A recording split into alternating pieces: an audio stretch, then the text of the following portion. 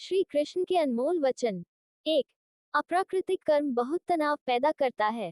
2. अपने अनिवार्य कार्य करो, क्योंकि वास्तव में कार्य करना निष्क्रिय से बेहतर है। 3. मैं सभी प्राणियों की हृदय में विद्यमान हूँ। 4. निर्माण केवल पहले से मौजूद चीजों का प्रक्षेपण है।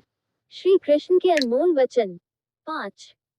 बुरे कर्म करने वाले, सबसे नीच व्यक्ति जो राक्षसी प्रवृत्तियों से जुड़े हुए हैं और उनकी बुद्धि माया ने हर ली है, वह मेरी पूजा या मुझे पाने का प्रयास नहीं करते। 6. मैं ऊष्मा देता हूँ, मैं वर्षा करता हूँ, मैं वर्षा रोकता भी हूँ, मैं अमृतत्व भी हूँ और मृत्यु भी मैं ही हूँ। 7.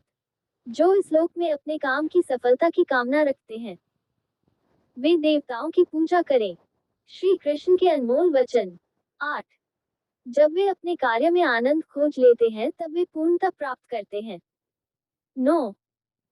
इंद्रियों की दुनिया में कल्पना सुखों की शुरुआत है और अंत भी, जो दुख को जन्म देता है। 10.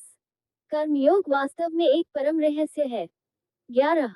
कर्म मुझे बांधता नहीं, क्योंकि मुझे कर्म के प्रतिफल की कोई इच्छा नहीं। श्री कृष्ण के अनमोल वचन। 12. करुणा द्वारा निर्देशित सभी कार्य ध्यान से करो। 13. सदैव संदेह करने वाले व्यक्ति के लिए प्रसन्नता ना इस लोक में है ना ही कहीं और। 14.